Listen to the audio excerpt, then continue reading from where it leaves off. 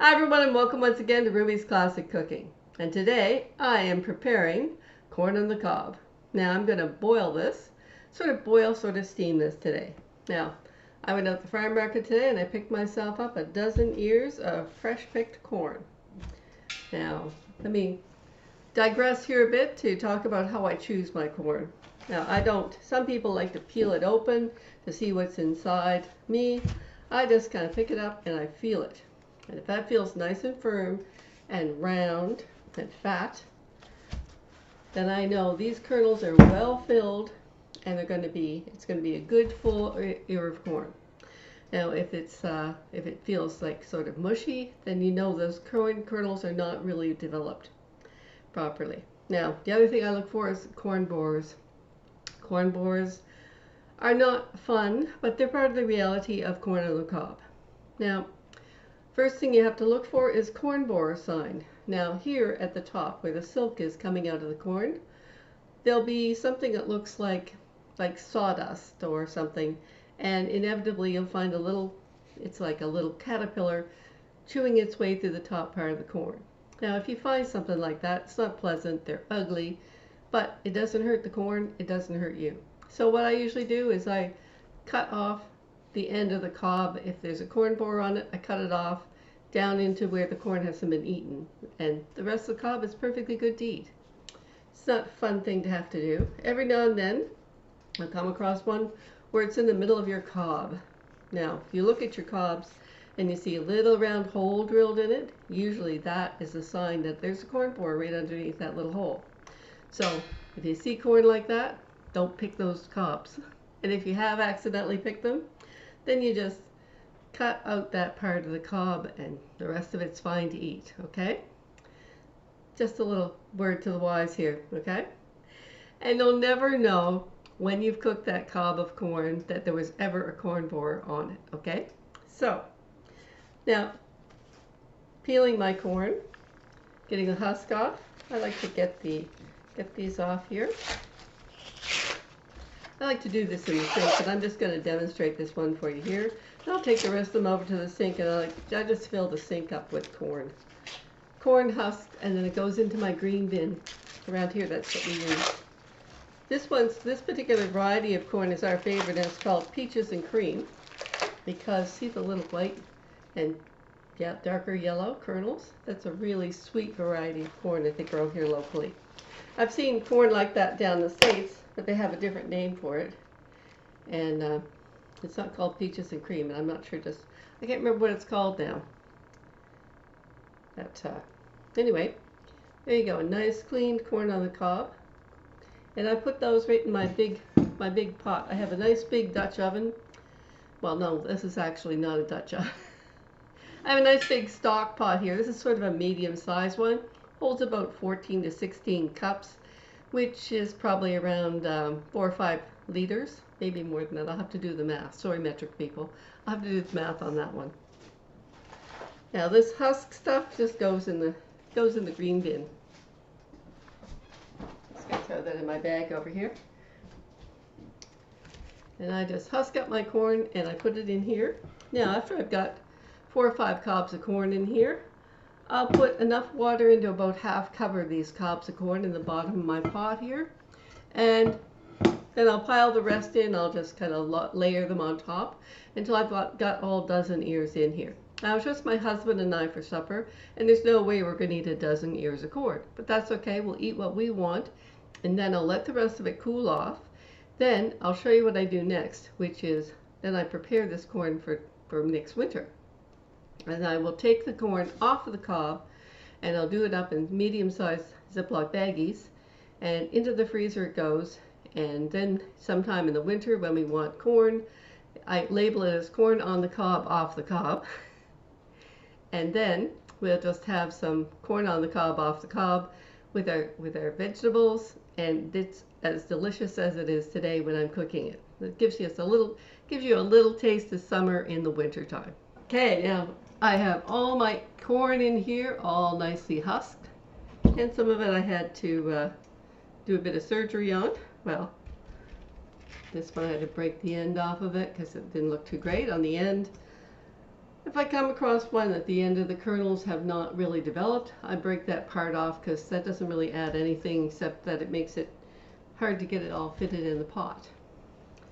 So I've got about enough water in the bottom in here, which you can't really see, but it's about this high on the bottom of my pot, which is about the same height as some of my lower cobs.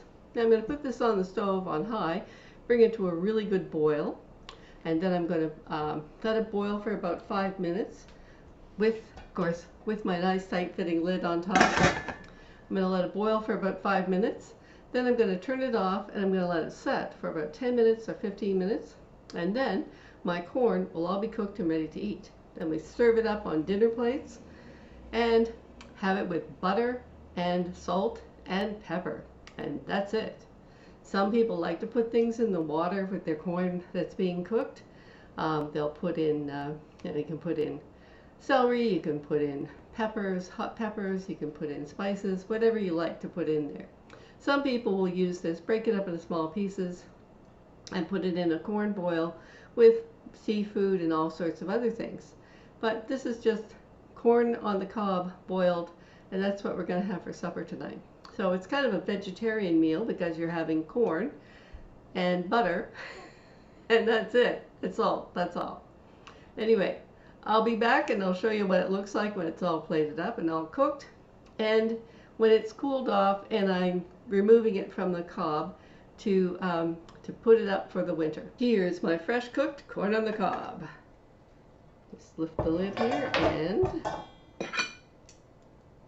serve up some nice fat juicy cobs of corn right onto the plates. Yes indeed. There we go. That's all there is to it.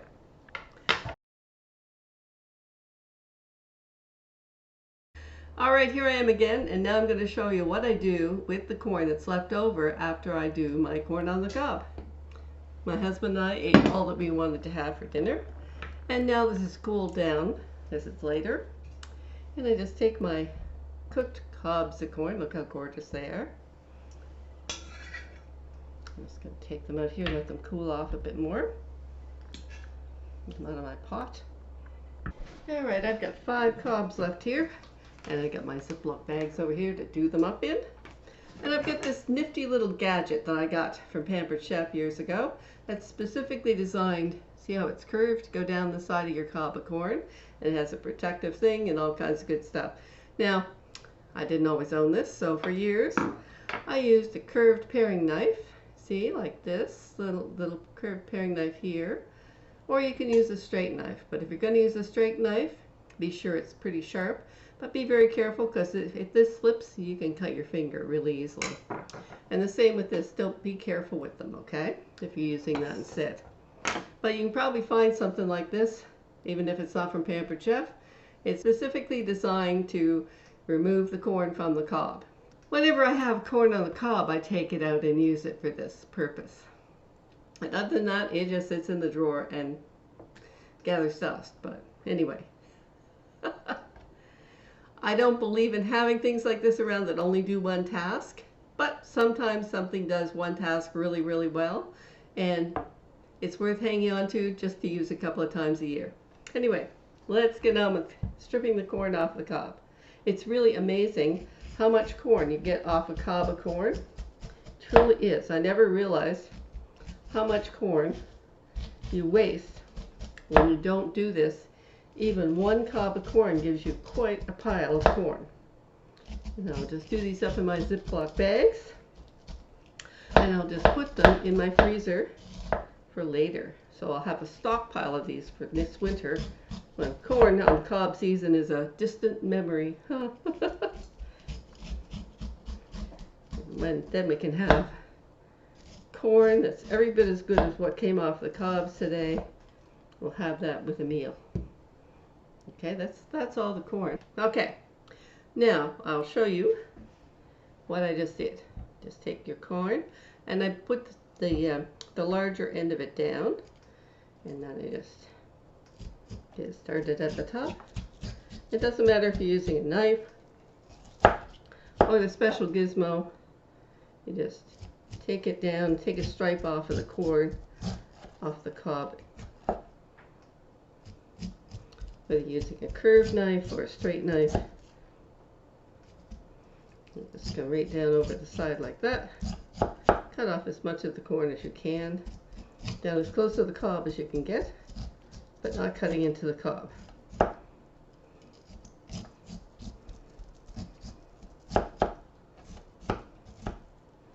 Yeah, that's from 2 cobs of corn, so that's a pretty good pile of corn.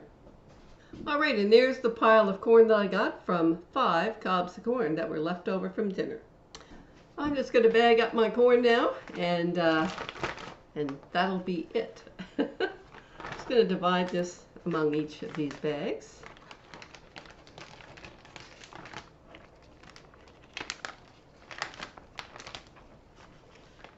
And come November, December, January, this corn will taste just as good as it did today, fresh off the cob. And there you have it. My corn is all ready for the freezer now, and I just have a little bit of a mess to clean up here. I hope you enjoyed my video today. I hope you'll like, subscribe, and join me next time on Ruby's Classic Cooking. Bye for now.